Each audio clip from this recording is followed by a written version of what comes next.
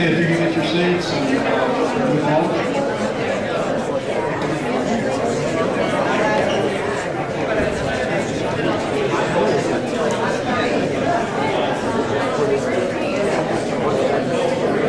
Okay, start the discussion on the Indian River Lagoon.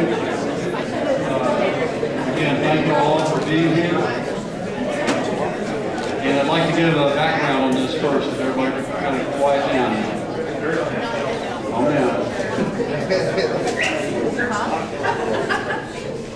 What we're here to do is to discuss the lagoon proposed tax and give a background, explain everything that we can, and offer you all the opportunity to ask questions. As I said earlier, this is not an advocacy or a campaign, it's just giving the facts. And to start out, I want to give you a little history of how this all came about. A lot of y'all know all about it, but I'll give you from our perspective what happened. As you know, in March we had the massive fish kill. We've known over the years that there's been major issues with the lagoon. I grew up here, I've known it for many years. So we had the fish kill, and we started looking, okay, what can we do?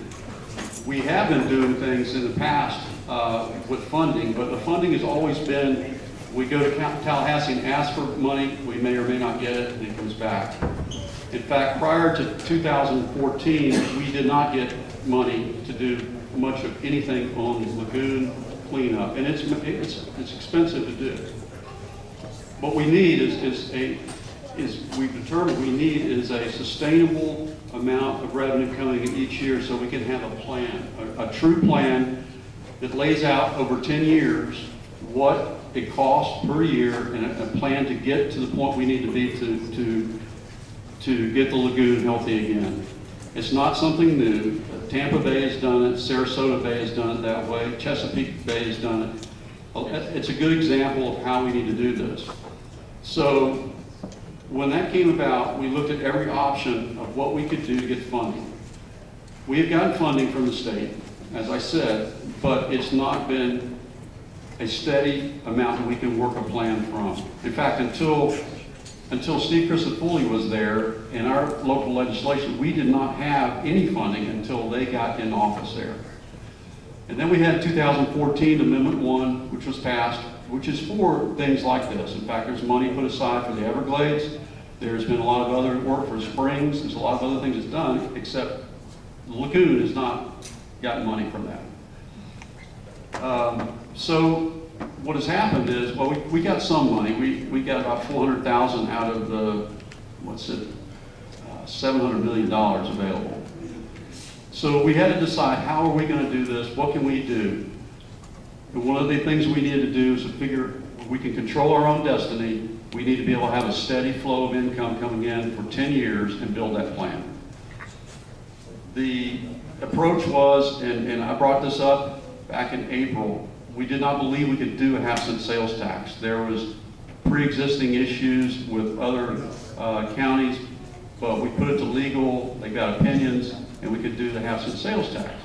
But we also looked at doing the property tax as an option. So the county commission looked at, it was 4 options. 3 of them were based on property tax, a separate taxing authority, and the last one was the half-cent sales tax. The county commission voted 5-0 to go with a half-cent sales tax and to put that to the voters, put it on the referendum. So that's where we are right now. That is going to be on the referendum. But I want to tell you the other options we have with that money. There's not many local governments in the state of Florida that actually put money up into the mix to try to get money from Amendment 1 or federal dollars. If you may have noticed in the paper recently, the Senate has already passed about $200 million for the Everglades, and buried in there is Indian River Lagoon. Well, the priority is that when we have money, we can take that and get matching grants. We can get it from the state, and we can also get it from the federal government. Not many communities can do that. That gives you a priority. We're pushing legislation to give that even a higher priority up in the realm. Because if we can put, a certain amount of money up and they can match it, that gives us a head start. We can do things faster and more comprehensive in addition to work. So that's where we are. we have my requirement was, and our county commission requirement was this. If we are going to put this on the ballot, there's two things that are critical that we will not vote it in unless you do this. Number one, we have to have that comprehensive plan. We have to have a plan that puts cost into time or time frame. It has to be where it makes sense and people can understand it and know where we're starting from. The second thing is it has to have an oversight committee. That oversight committee is not a politically appointed committee. It has to be a committee that's people with the science and the technology behind them that understand, and they can review this plan and any changes that happen, because the changes will happen to this plan as more knowledge is gained, more issues are identified, and there'll be things that will change. But we need an oversight committee that can do that. Those two things now are together, and so that's when we push to put this into to give it to the voters to do. So that's where we are now. Virginia is amazing. Her group is amazing, and they put together this plan. And I tell you, in previous life, I worked on environmental remediation projects for Superfund sites, and the design on that is amazing, and this is just as good as that.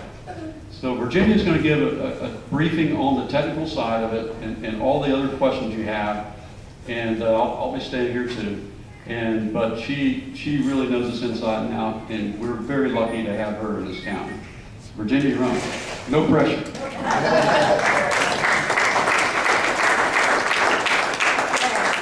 Thank you very much. So we'll try to get started right away. We are here to talk about the plan, what's in the plan, why is what in the plan. And the reason that we need a plan is because our estuary is so important, not just to our community, but to the state and to our nation. It's been found as nationally significant due to the incredible, rich diversity and abundant life that it contains, or at least used to. And so that balance that provides habitat for this incredible abundance and diversity of creatures is out of whack. And the reason that it's out of balance is because of excess pollutants put there by we humans that have lived along its shorelines. And so those excess pollutants, we continue to put too many in every single day, and they have built up in the system. A lot of them are now built up and accumulated in muck deposits that are smothering about 10% of the bottom of our lagoon. And we have lost many of the natural filtration systems that would be there, our oysters and our clams, our blue crab, our mullet, the filtration shorelines, the wetlands, long shorelines, the mangrove fringe, all of these things help to filter out pollutants historically, and we have drastically reduced those in the past, in the last few decades.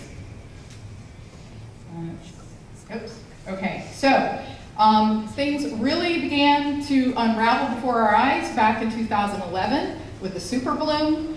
There was a secondary bloom that the combination of the super bloom and secondary bloom stretched from Mosquito Lagoon and the northern end of the Indian River Lagoon all the way down to Sebastian Inlet. And so all of Brevard was affected by either the super bloom or the secondary bloom in 2011.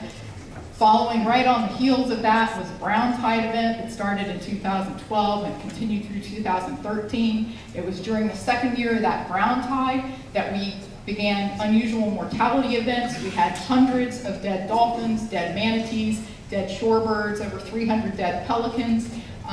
And so that hit newspaper headlines around the world. And that's not the kind of press that we want in our community, and that's not the kind of water body that we want out our back door. The brown tide continued in 2015 and 2016 with many other different algal blooms going on at the same time. Many of those all crashed simultaneously in March of 2016, and that crash used up oxygen in the water column and led to the massive fish kill. So we have this unraveling going on. All of these blooms have led to a major decline in seagrass, 60% decline overall in the lagoon system, over 80% decline in the Banana River. So this little graphic was done for the Marine Resources Council. They allowed me to borrow it. It's nice, I think. So the two pollutants we're going to talk about, nitrogen and phosphorus, we're going to call them pollutants tonight, but they're part of the building blocks of life, right? We are mostly made out of water, hydrogen, and oxygen. The solids that we're made out of, carbon, nitrogen, phosphorus, and sulfur are the major components. So nitrogen and phosphorus, everything is made up of nitrogen and phosphorus. They're a good thing when you have the right amount. But if you have too much, that's not good anymore, and they become a pollutant. So it's this excess amount of nitrogen and phosphorus that we've been putting into the lagoon. It feeds algae blooms, and it accumulates in muck deposits. And then as those muck deposits decay, they release nitrogen and phosphorus back up into the water column to feed more algae blooms. And under the right conditions, those algae blooms can lead to fish kills, and the nutrients continue to cycle back up and down, into the muck deposits and then back up into the water column. So we're in this vicious cycle right now, and if we do nothing, we can expect more of the same. In fact, we may get worse of the same. So we need to interrupt this negative cycle. All right, over 70% of the lagoon is in Brevard County. And it's important to understand some of the hydraulics here. So the pinky purple color here is the Brevard County portion of the lagoon. When I talk about the lagoon, that includes Mosquito Lagoon, the Indian River, and the Banana River. Those three water bodies combined are the Indian River Lagoon. And when you look at the net transport of water, in and out of the connections between the lagoon and the ocean, and then connections between Mosquito Lagoon and the Indian River, between the Indian River and the Banana River, and then down south into our neighboring counties to the south. There's a little bit of net flow here through Haulover Canal, connecting Volusia water to Brevard water. But the net direction of transport down here at the south end of the lagoon is out Sebastian Inlet and into and through Indian River County, down into the southern counties. So what's really important here is the stuff that we keep reading about in the newspapers about discharges from Lake Okeechobee out the St. Lucie River into the southern end of the Indian River Lagoon. That polluted water works its way out the inlets down here at the south end. It does not make its way past this nodal point in Vero and up into Brevard. So the pollution that's in Brevard is pollution that we put into the Indian River Lagoon. And that means that if we clean up our act, we can clean up our end of the lagoon. We're not reliant on the federal government to re-plumb the Florida Everglades. We're not reliant on the other counties to do their part. Now, the other counties are trying to do their part. Indian River County and St. Lucie County are both also looking at a half-cent sales tax in this election cycle. And the other counties are pursuing other regulatory means. But whether they do or don't succeed, that doesn't affect whether we have the capacity to succeed. We can do it on our own. All right, so does it make sense to do this? If we grew up on the lagoon, if we enjoy fishing and recreating on the lagoon, we just want to do it. But if we don't spend much time on the lagoon, if that's not a part of our lives, is this a priority for us here in Brevard County? And the answer is, well, the economy tells us it should be.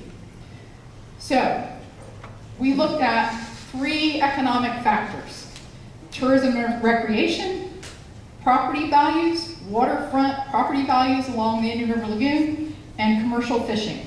We looked at 2 scenarios for those 3 different parts of our economy, 2 scenarios. One is if we implement this plan and restore health to our Indian River Lagoon, and the other is if we do nothing. So the green is if we implement the plan. We have annual benefits over here on the right-hand side of the slide. These are in millions of dollars, so $95 million a year in annual benefits related to tourism and recreation if we have a healthy lagoon.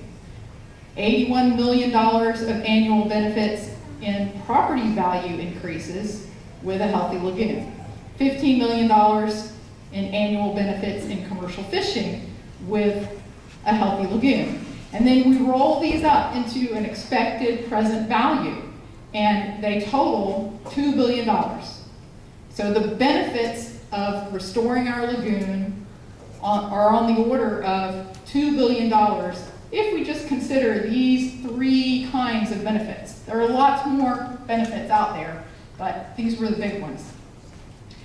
If we do nothing, the red part of the slide is if we do nothing, we can expect 3,000 million, right? That's $3 billion decline in tourism and recreation, $1.2 billion decline in waterfront property values, and an $87 million decline in commercial fishing. It's all but the rest of our commercial fishing. And so that rolls up to a $4.3 billion total decline if we do nothing. So right now, we are faced with a $6.3 billion decision.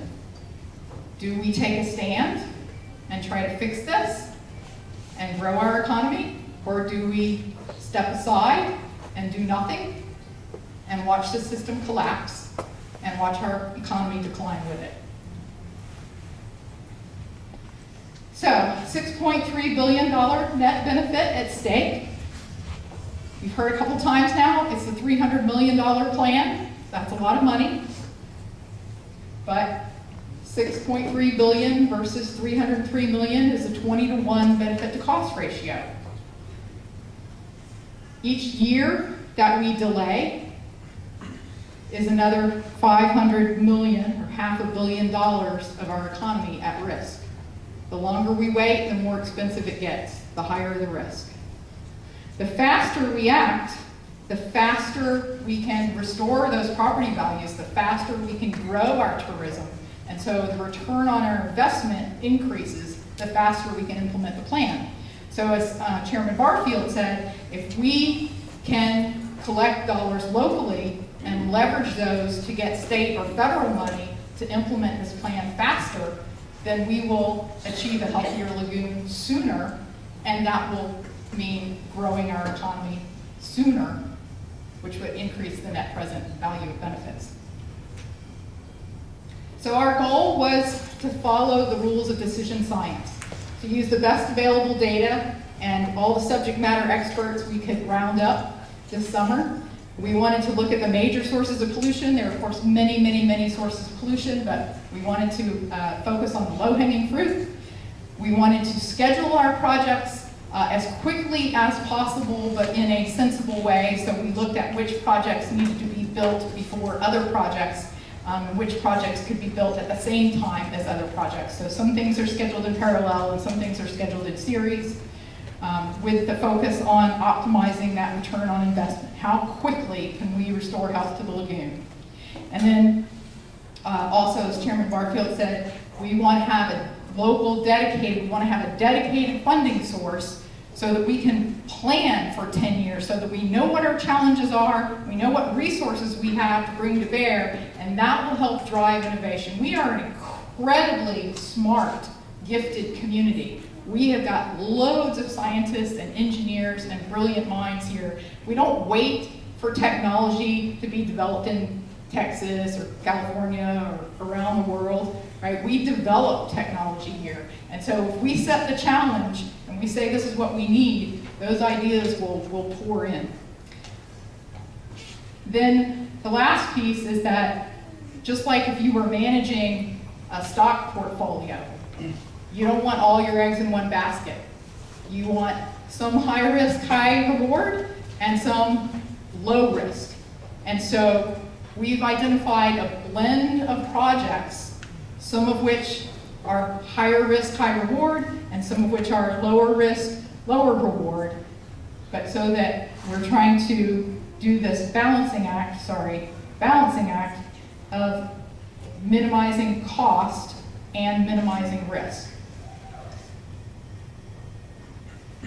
All right, we all want a healthy lagoon, but what does that mean and how do we measure that? So we have to have measurable targets, and we have multiple measurable targets in this plan. We have a seagrass target in terms of acres of seagrass that we want healthy beds out in the lagoon. We want that area to exceed what was mapped back in 1943, the earliest seagrass maps that were available. We want water clarity. We want the water to be clear enough that we can see 5 to 6 feet down. If we can see 5 to 6 feet down in the water, that means that seagrass trying to grow there will also be able to experience sunlight that it needs to grow.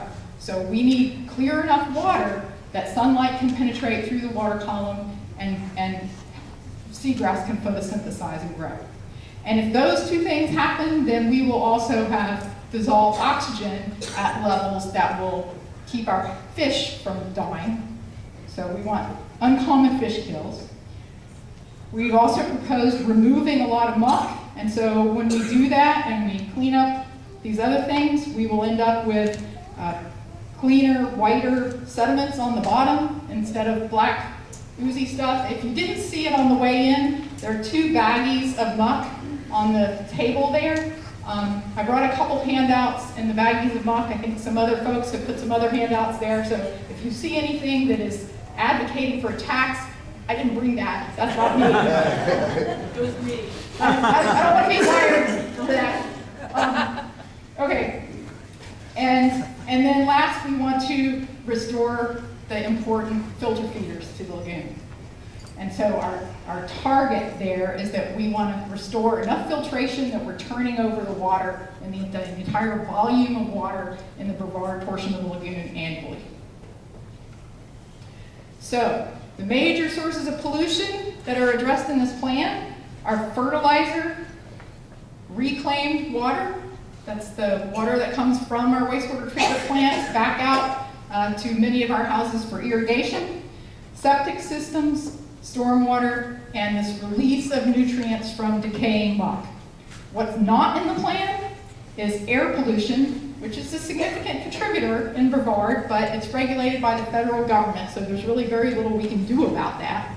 The good news is that air pollution is decreasing across the nation, and we've measured a 10% decline in air pollution in Brevard over the last 16 years. We expect a 30% decline by 2020. Based on new federal standards. And then the other piece that's not in this plan are the failing sewers, which you all are unfortunately way too familiar with. And the reason that that is not in this plan is because there is a separate plan for repair and replacement of our aging sewage infrastructure. And what I want you to see here, so back in 2014, the Utilities Department made the case to the Board of County Commissioners that they had all this infrastructure that was way too old, that was going to fail, that they needed to be able to replace, and the fees weren't high enough to be able to cover those costs. And so there was a rate hike back in 2014 to be able to start catching up on this repair and replacement. And this graph here is the millions of dollars to be spent each year on repair and replacement. It's a 20-year plan, $159 million in total. And you'll see here that the first 5 years are front-loaded to catch up, to do the majority of these repair and replacement projects. So this is 2014, the first year of that 20-year plan, and 2015, 2016. So we're right here in the peak of this initial front-loaded, replace the worst stuff that was out there. And unfortunately, we just didn't get to this pipe here soon enough. All right, we wanted to use data to drive the selection of each project in the plan. And so you need to understand what are the sources of the sources of pollution and how much in each category.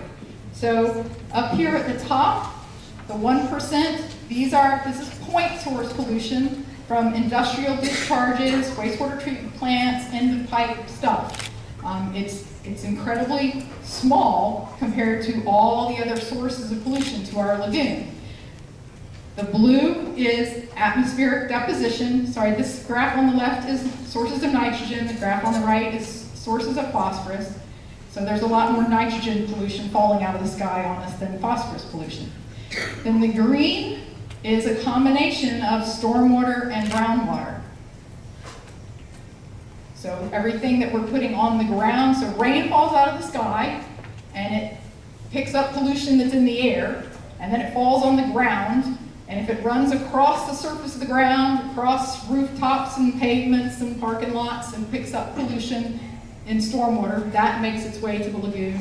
And then some of it soaks into the ground where it picks up more pollution from our septic systems and excess fertilizer use, and that also makes its way to the lagoon. So that's all captured in the green part of the pie charts. And then the black here is the amount of nitrogen and phosphorus that is fluxing, that's coming back up out of the muck deposits in the lagoon.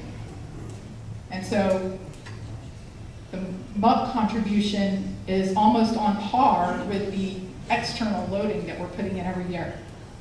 So if we cleaned up a lot, almost all of our stormwater and groundwater, we would still have this enormous source of pollution every year just from the degradation of muck deposits that have built up over decades. So the plan sort of has 4 buckets. There's the reduce excess pollution of nitrogen and phosphorus by about 25%. I say about 25% because it varies depending on where you are. If you're in the Banana Lagoon, if you're in the Northern Indian River Lagoon, if you're in the Central Lagoon, and is it nitrogen or is it phosphorus? But on average, it's about 25%. And so then there's remove, and we have a portfolio of ways to reduce the incoming load. Then we want to remove that buildup of excess pollution that's now accumulated in our muck deposits. We want to restore 20 miles of oyster reefs and living shorelines. That's enough to turn over the water volume, to filter the water volume of the lagoon annually. And we want to have this respond piece where we're going to learn as we go, and there are going to be new ideas and new technologies that come along, and we want to be able to amend the plan as that new information comes in. So this is a summary of what's in the plan and how the dollars are spent. Here's our reduce bucket. The project types, our portfolio of projects, include more public education to increase compliance with existing fertilizer regulations to reduce excess use of fertilizer, wastewater treatment plant upgrades to improve the quality of reclaimed water that's going out in our irrigation lines, removal of septic systems where we can hook people up to sewer, upgrade of septic systems where it's not feasible to hook people up to sewer, and stormwater projects. So all those add up to the reduced part. Get the Indian River Lagoon on the right diet, the right amount of nitrogen and phosphorus coming into the system and not too much. Then we have a large portion of the plan, nearly $200 million of the $300 million plan is muck removal to make up for the decades of putting too much pollution in. And then $10 million here for oyster reef living shorelines, and $10 million to monitor what we're doing. It's really important that we be able to document, are we building what we said we were going to build? Are we delivering it in the time frame we said we were going to deliver it? Does it work as well as we thought it was going to work? Are some projects better than others? Is there new technology that would be better? We've got to measure all that and do the comparison annually so that we can amend the plan and grow.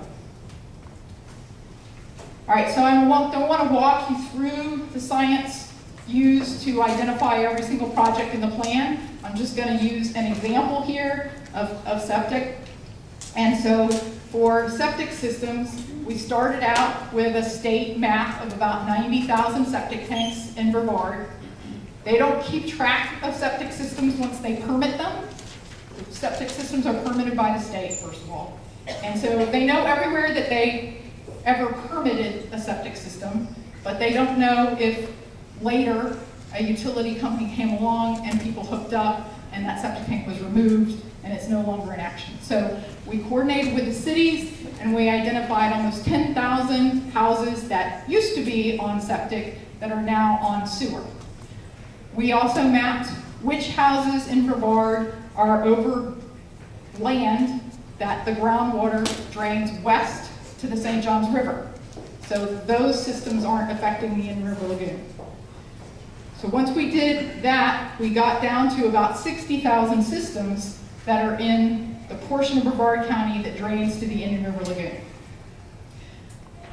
60,000 systems is still a lot. It costs about $20,000 a piece to hook them up to sewer if you have a wastewater treatment plant that has the capacity to treat more systems, more customers. So we used, a criteria here, 5 different criteria to rank all of the 60,000 septic systems in Brevard. We looked at the age of the system. The older it is, the more likely it is to have problems. We looked at soil type. The sandier the soil, the less treatment there is between the drain field and the groundwater.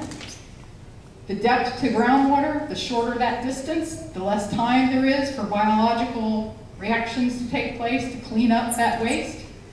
The density, we started out, we used to use septic tanks on 1 acre, 5 acre lots. And then we decided it was okay to use septic tanks on 1/4 acre lots. So density matters, and then proximity to surface waters. The closer you are to the Indian River Lagoon or a tributary or a major canal directly connected to the lagoon, then the more loading from that drain field makes its way to the water body.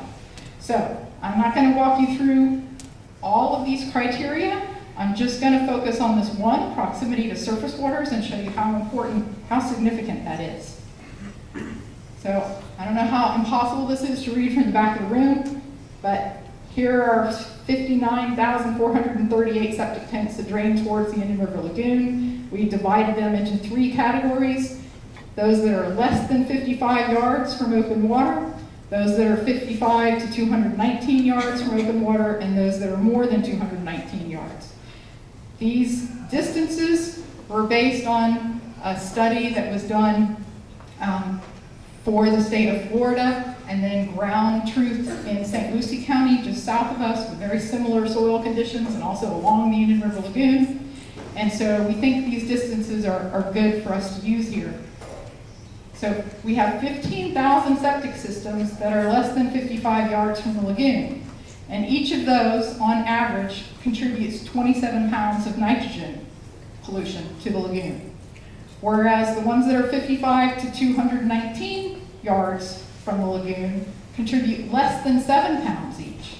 Right? So 27 pounds if you're close to the lagoon, 6.8 pounds if you're a little bit further away. And then these that are 219 yards or more from the lagoon, they are only contributing 0.0005 pounds per year. Now it costs the same amount of money to hook up any of these homes to sewer.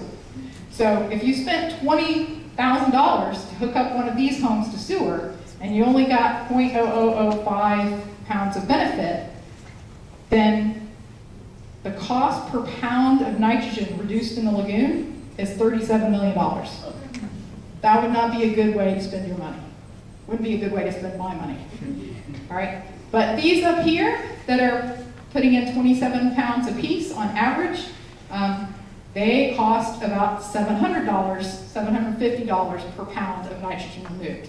So the goal in this plan was to try to maximize the number of these systems that we addressed and not worry about these systems. And if you look at the total, so you have 15,000 systems at 27 pounds apiece, that's 408,000 pounds of nitrogen pollution from those septic tanks. From all of the septic tanks, 587,000 pounds. So 70% of the pollution from septic tanks is from these 15,000, this 1/4 of the septic tanks in Brevard. So we used decision science like this. We used different criteria to sort and prioritize every single individual septic tank and figure out the best way to spend your money. And this is a map that shows you that for hooking up to sewer systems, you have to run a line and hook up an entire neighborhood. And so often you have the waterfront houses on one side of the street and you have the dry lots on the other side of the street. And so the only neighborhoods where it's going to make sense to run that line is where you have mostly waterfront houses and fewer of the dry lots. So we had to look at every single neighborhood to make this assessment. All right, so we did that. We found neighborhoods where it did make sense to hook them up, but we also have thousands of tanks that are in neighborhoods where they're isolated or only half of the street is wet and half dry. So for those systems, there's new technology. Oops, the study just came out in December of 2015, so just 8-9 months ago. This was a statewide study done with the Florida Department of Environmental Protection and the Florida Department of Health, looking at new technology that instead of the waste going from the house to the septic tank and from the septic tank directly to the drain field, you put in a bioremediation bed in between that reduces the amount of nitrogen and phosphorus pollution getting into the groundwater. These systems cost about 75% as much. They cost about $13,000 to $16,000 a piece, but they remove 60 to 90% of the pollution. So the cost benefit is about on par with sewer connection. So the green dots here obviously are right along the waterfront. These are the high priority. We used all 5 criteria. These were the systems that were the highest priority, but were not in an area where it made sense to hook them up to sewer. So these systems would be upgraded individually. All right, so I'm not going to take you through all the details of the rest of the plan, but obviously we're including more outreach to increase compliance with the existing fertilizer ordinances. We looked at all of the different wastewater treatment plants and the amount of pollution coming from those reused lines and prioritized 2 of the highest concentration systems for upgrade. We looked at all of the 1,500 stormwater outfalls to the lagoon and the land areas that drain to those outfalls. Every single one of those has a different volume of water and a different concentration of nutrients in that water. We prioritize the worst ones in the plan. So the green areas are the worst ones that would be funded in the plan. And we have to do that entire portfolio of projects to reduce the incoming pollutant load to the lagoon down to a steady diet, down to a healthy diet. But we still have muck that has built up over the decades. So Dr. Kevin Johnson is here. He did this graphic. He's been working with us for a couple years now, taking hundreds of samples of the surface of the muck, right? Collecting samples and running them through a sieve and looking for signs of life. How many signs of life are there in muck? There's bacteria. Really exciting stuff. Which you got 2 or 3 ostracods and how many? An occasional lost plant. Yeah. Okay. Maybe a fish dropped it. We don't know why it was there. It probably wouldn't be there the next day. It's not going to last long. Right? So muck is bad for many reasons, but very simply, nothing lives there. And so then when wind and wave and action happens and this muck moves, because it's very fluid, it comes over here and it smothers the healthy part of the lagoon. And then the season changes and the wind blows mostly out the other direction and it moves again and it smothers another part of the lagoon. So we have to get the muck out. We have to get the muck out. All right, Dr. John Treffry did this for us. So as the muck decomposes, it releases nitrogen and phosphorus. It's highly concentrated down here in the muck, and so there's natural diffusion process. It wants to get up into the lower concentration water column above, and so those nitrogen and phosphorus molecules, they're feeding the algae blooms up above. As long as the muck is there decaying, it's going to be feeding algae blooms. So we have maps that other researchers did working for the Water Management District of where are the big muck deposits in the lagoon. We worked together on identifying the worst pockets here, the ones that would be most beneficial to the lagoon if we removed them. And so we have a list of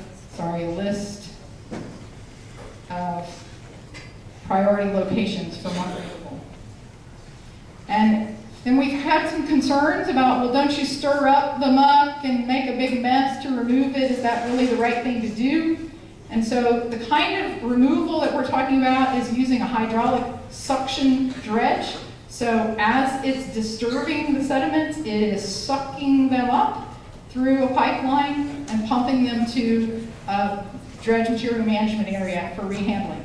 And so we monitor, here's the dredge, and it's surrounded by a turbidity curtain. We monitor water quality inside the turbidity curtain and outside of the turbidity curtain, and we can document that this hydraulic system does not create any sort of significant impact to water quality. It's very surprisingly clean operation at the lagoon.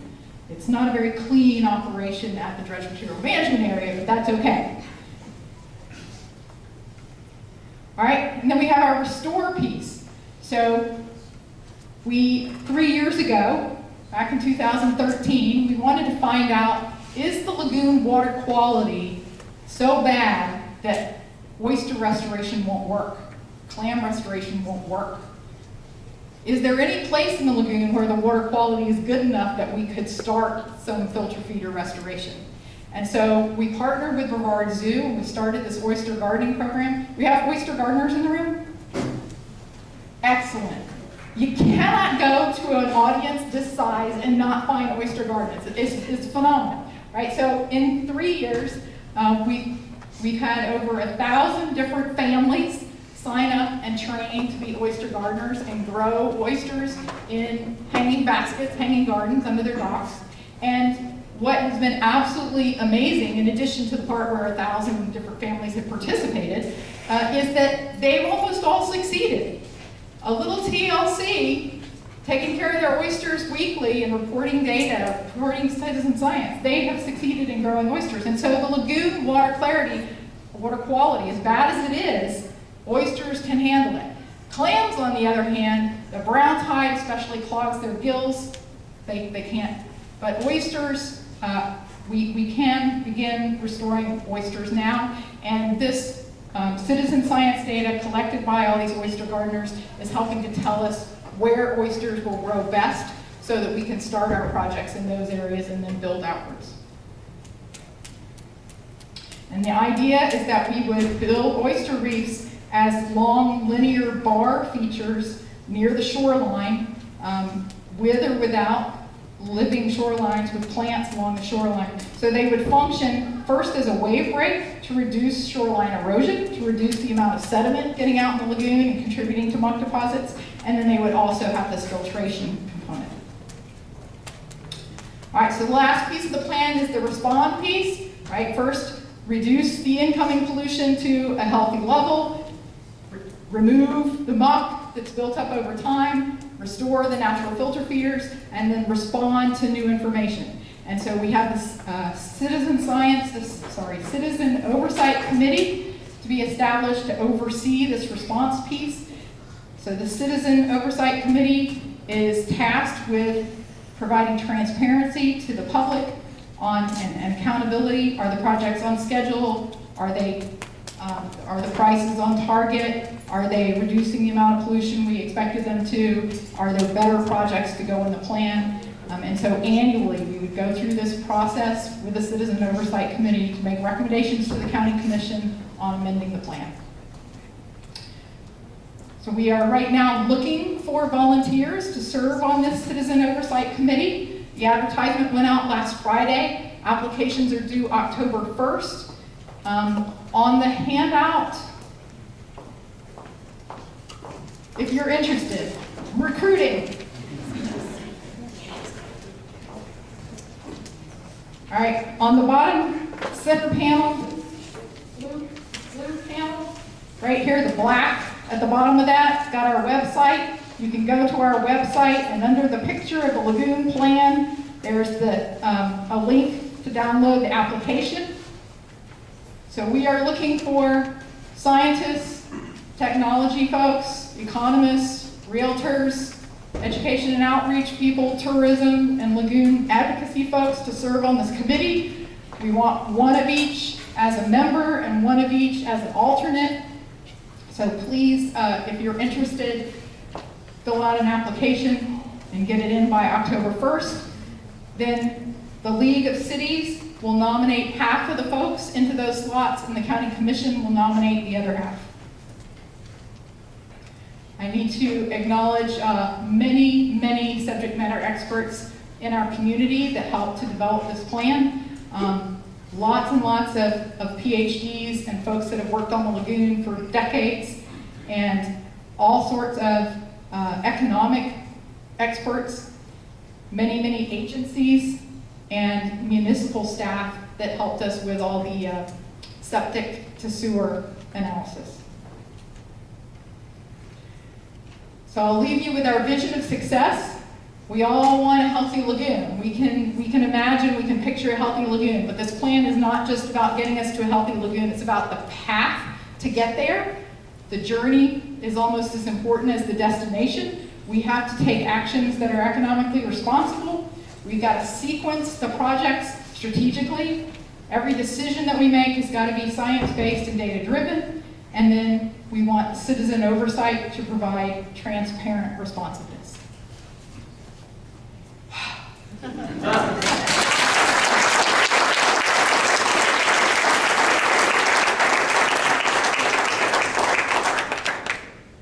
All right, your turn. Yes, sir. A lot of people out there feel that one of the water quality issues is associated with stasis of the water due to the port, and have theorized that maybe adding another inlet and/or pumps would help reduce the stasis of the water, thus providing relief. Do you have any evidence-based data in support of that, or as juxtaposed to that position?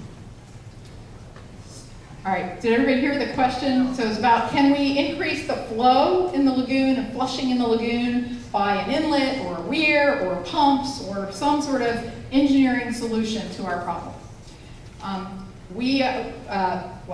Scientists at Florida Institute of Technology are looking at that. St. John's River Water Management District folks are looking at that. There are multiple models that have been built to try to assess that. It is probably true that there is an engineered way to reduce the residence time in the lagoon. Offsetting that, that's an engineered solution to a very delicate ecosystem. And so you're going to have salinity impacts.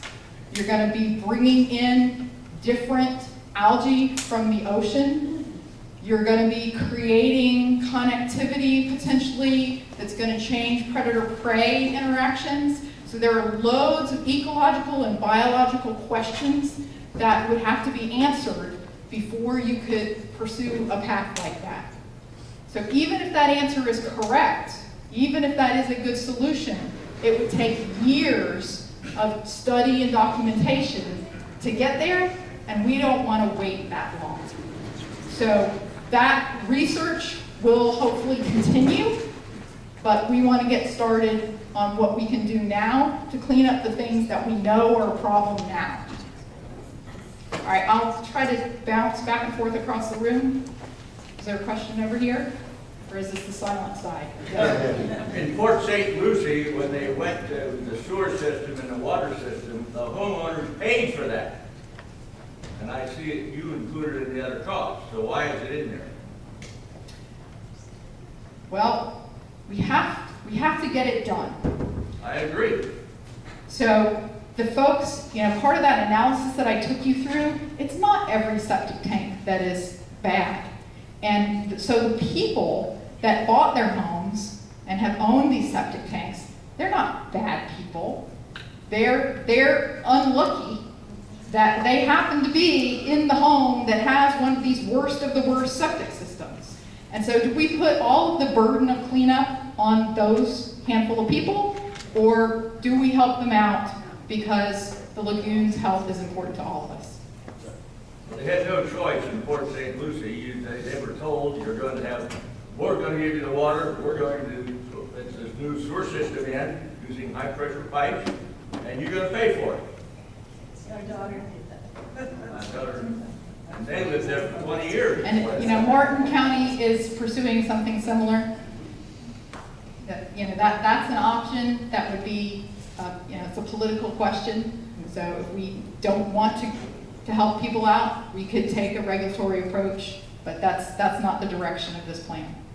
Have you considered, there should maybe be a law with a quick acting nitrogen and phosphorus? It's still for sale, Should there be a law with the 5 counties? You can't even buy it with quick acting stuff. And the 5 counties along the Indian River. Right, so the question is, can we ban the sale of fertilizer containing nitrogen and phosphorus in the 5 counties along the lagoon? The quick release. Yeah. We cannot ban the sale of anything. That's a state authority, and that's been taken away from local governments. When did it get taken away, just out of curiosity? It's preempted. It was, yes, preempted. It was taken away several years ago when the Tampa Bay communities adopted regulations like that. Wow. And the industry kicked I back. had more money than And us. so, yes, so local governments are preempted. What we can do is work with the big box stores, work with the folks that sell this stuff to make sure the owners of the businesses, the managers of the businesses, the people on the floor that are helping you decide what you're going to buy are all trained and aware of what our regulations are and what are the good products and what are the bad products. Mark, Ryan, are you still? Mark's talked to the Lowe's right here, and they have agreed to work with the city on